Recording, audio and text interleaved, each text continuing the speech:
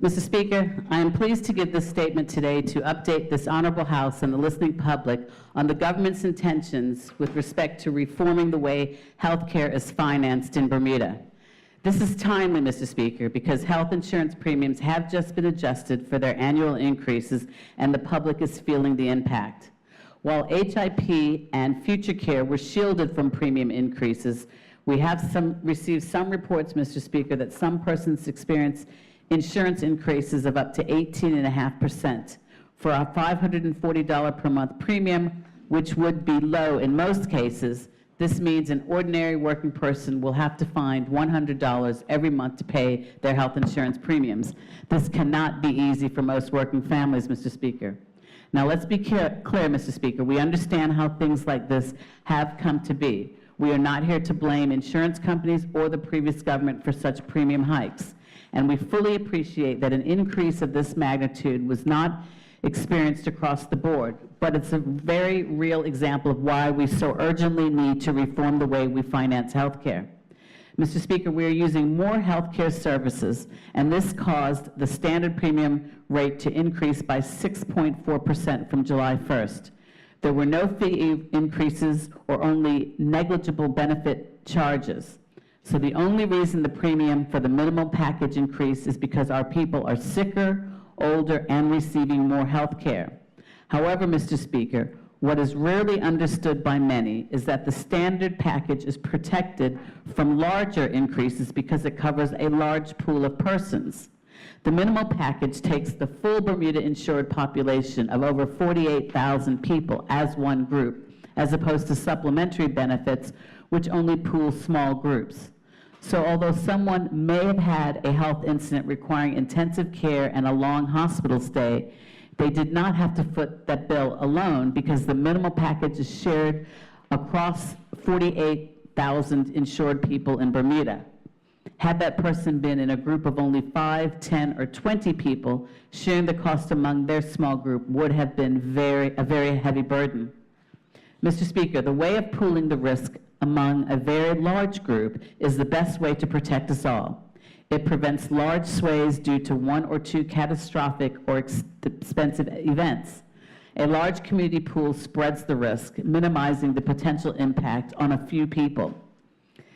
And it averages out the premium among more people as well, which also helps to reduce the impact on any one individual or small employer group.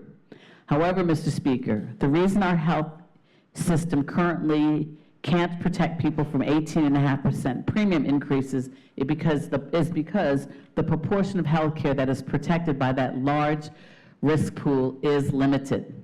The minimal package or standard health benefit covers only hospitalization and a few non-hospital services. Everything else, which is most of the health care most of us use, is left to be priced in tiny pools among small and medium-sized employers or for individuals without group coverage. They are the most exposed of all. It is examples like this that highlight the urgent need to change. Mr. Speaker, I have said in this House previously that in December 2012, the Finance and Reimbursement Task Group of the National Health Plan had produced, together with our actuaries, proposals on how we could reform our health financing.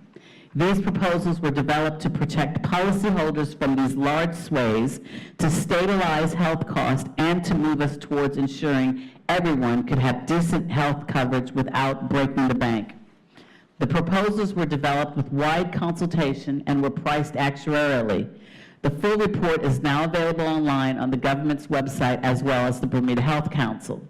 Mr. Speaker, given the bipartisan membership of the task group that produced this report and the detailed analysis and consideration it provides, we are looking at those proposals again and are now considering how to advance them. Two options are presented as well as a draft benefit package, and we are looking closely at how we can select an option, a package, and roll out the reforms. Because I never want to hear again that anyone had to endure an 18.5% premium increase. So, Mr. Speaker, the 2012 report on a health financing structure in support of Bermuda's National Health Plan presents two ways in which our health financing can be improved and made more efficient.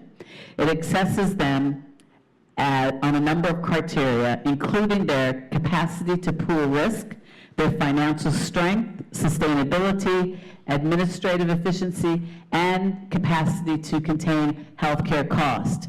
And it provides a tentative premium for a draft package. At that time, Mr. Speaker, the projected premium, if government's existing funding contribution remained, was around $450 a month per person for a package that included not just local hospitalization, but also some primary care, prescription drugs, dental care, long-term care, as well as overseas care. This is correct, Mr. Speaker, a solid, decent package that would protect anyone from a serious health event and give them preventative and primary care to help them stay healthy.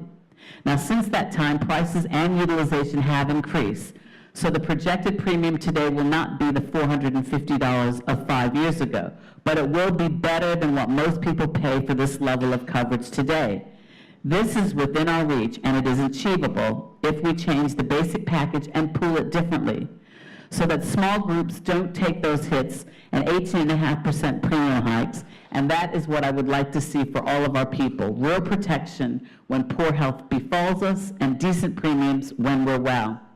Mr. Speaker, while we are clear on the direction of travel, I fully understand that developing a defined roadmap to get us there is necessary at this stage.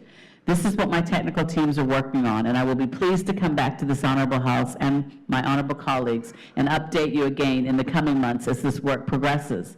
But in the meantime, Mr. Speaker, I want to acknowledge that work has advanced over recent years. Even without the large-scale reforms I seek now, there have been progress over the past 3 years, including under the tenure of the previous government. The Health Council and the Health Insurance Department assisted the Ministry of Health in advancing some of these initiatives up to 2017, and periodic update briefs were provided. While health financing reforms or actuarial system changes were not generated during that time, other important advances that will contribute to reforms were made and are being continued. For example, Mr. Speaker, the standard hospital benefit became the standard health benefit, and more non-hospital services were added, including home medical care. Fees for long-term care at the hospital were reduced dramatically, protecting government funding for long-term nursing care patients with nowhere else to go. And the system began the intended experiments with respect to different payment mechanisms and better management of chronic diseases. Mr. Speaker, I'd like to pause here to provide an update on the enhanced care pilot, which has been running since February 2017. A total of 206 participants are enrolled in the program to date, and 88 have completed a full year within the program, which targeted persons with chronic non-communicable diseases like diabetes, asthma, COPD, obesity, cardiovascular disease, and hypertension. The annual cost of the enhanced care pilot has been $672,540,000 for a full year. This is an average cost of $3,265 per participant. And in that 1 year, participants' overall measurements for cholesterol, blood pressure, and body weight were improved by the enhanced care interventions. Most significantly, Mr. Speaker, participants enrolled in the program had substantial reductions in their use of the emergency department and in hospital admissions. Emergency visits dropped by 50% from 178 to 88, and hospital admissions dropped 44% from 41 to 23. This means that the health system saved over $68,000 in emergency visits, in avoided emergency room visits, and close to $105,000 in avoided hospital admissions. These results are similar to those of the hospital-based sister program named the Patient-Centered Medical Home, and we are very pleased to see these programs prove successful.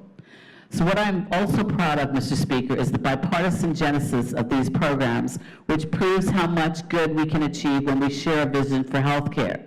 The groundwork of these programs preceded the previous government, and they had the tenacity to implement them. And in turn, we have been pleased to continue the programs and look to expand them further given their proven success.